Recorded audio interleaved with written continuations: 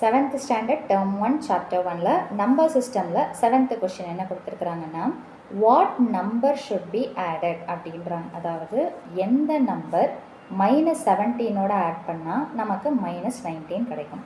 What number தமிழில் பார்த்தீங்கன்னா எந்த எண் அப்படின்னும் போது இந்த சொல்யூஷனில் ஃபஸ்ட்டு அந்த எண் என்னன்னு எனக்கு தெரியாது இல்லைங்களா, ஸோ அதை எக்ஸ்ன்னு வச்சுக்கிறேன். ஷுட் பி ஆடட் கூட்டும் போது அப்படின்னா ஆடட்னா ப்ளஸ் சிம்பிள். 2 எதோட ஆட் பண்ணுறோம் -17, ஸோ அதை ப்ராக்கெட்டில் எடுத்து போட்டுருங்க. டு கெட் என்ன கிடைக்கும் அப்படின்னு பார்த்தீங்கன்னா -19 கிடைக்குமா. ஸோ அப்போது எந்த நம்பர்னு கேட்குறாங்கன்றத எக்ஸ்ன்னு வச்சுக்கோங்க. எதோ ஆடுன்றதுனால இந்த சிம்பிள் எடுத்து போட்டுடுறோம். எதோட ஆட் பண்ணுறோன்னு பார்த்தீங்கன்னா -17 என்ன கிடைக்குதுன்னு சொல்லிட்டாங்கன்னா -19. இப்போ எக்ஸை கண்டுபிடிக்கணும். ஸோ கண்டுபிடிக்க வேண்டியதை மட்டும் இந்த பக்கம் வச்சுக்கோங்க.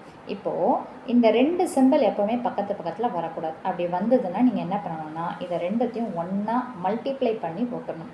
வேறு சிம்பிளை மல்டிப்ளை பண்ணால் ஆன்சர் எதில் தான் வரும்னு பார்த்தீங்கன்னா மைனஸில் தான் வரும். That is plus. இந்த ப்ராக்கெட்டுடைய அர்த்தம் என்னென்னு பார்த்தீங்கன்னா இன்ட்டுன்னு சொல்லிட்டு அர்த்தம். ஸோ ப்ளஸ் இன்ட்டு மைனஸ் என்ன வந்துடும்னு பார்த்தீங்கன்னா மைனஸ். இப்போ வெறும் நம்பரை மட்டும் எடுத்து எழுதுங்க. இஸ் ஈக்குவல் டு என்னென்னு பார்த்தீங்கன்னா -19. இப்போது இந்த -17 அடுத்த பக்கம் எடுத்துகிட்டு அப்போ என்ன வரும், எக்ஸ் இஸ் ஈக்குவல் டு -19 -17 அந்த பக்கம் போச்சுன்னா +17. ஸோ அப்போது இங்கே பார்த்தீங்கன்னா 19ஓட சிம்பிள் மைனஸு, 17ஓட சிம்பிள் ப்ளஸ்ஸு. டிஃப்ரெண்ட் சிம்பிள்ஸ்னால் நம்ம என்ன பண்ணணும்னு பார்த்தீங்கன்னா இங்கேயும் மல்டிப்ளிகேஷனே கிடையாது, வெறும்னா மைனஸ் இருக்குது ப்ளஸ் இருக்குது. வேறு சிம்பிள்னால் நம்ம என்ன தான் பண்ணணும்னு பார்த்தீங்கன்னா சப்ட்ராக்ட் பண்ணணும், என்னது கழிக்கணும். ஸோ அப்போ 19ல் 17 போச்சுன்னா 2, இதில் எது பெரிய நம்பர் 19, அதுக்கு உண்டான சிம்பிள் என்னது மைனஸ். அப்போது எக்ஸோடைய வேல்யூ என்னவாக இருக்கணும்னு பார்த்தீங்கன்னா -2. ஸோ அப்போது இந்த இடத்துல -2 போட்டிங்கன்னா ஆன்சர் -19 கிடைக்கும் அப்படின்றது தான் இதோடைய. ஸோ இப்போ அடுத்த கொஷின் பாருங்களேன். அ student was asked to subtract, அதாவது ஒரு ஸ்டூடெண்ட்டை வந்துட்டு சப்ட்ராக்ட் பண்ண சொல்கிறாங்க.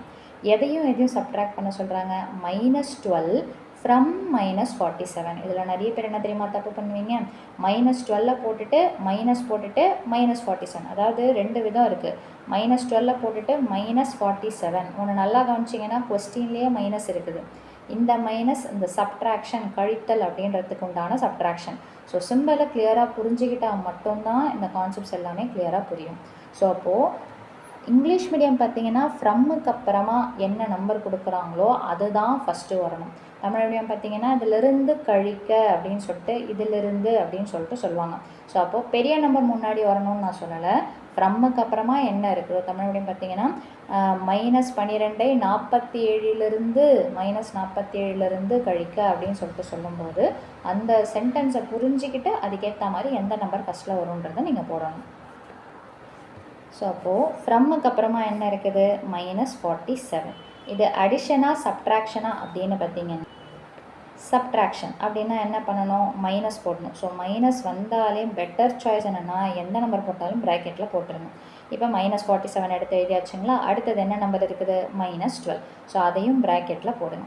ஸோ இப்போ இதை நீங்கள் சால்வ் பண்ணுங்கள். அதுக்கு அடுத்த லைன் என்னன்றதை நம்ம பார்த்துக்கலாம். ஸோ இஸ் ஈக்குவல் டு எப்போவுமே மேக்ஸில் நீங்கள் ஒரு ஸ்டெப்பை ப்ரொசீட் பண்ணும்போது ஈக்குவல் டு போட்டு தான் ப்ரொசீட் பண்ணணும்.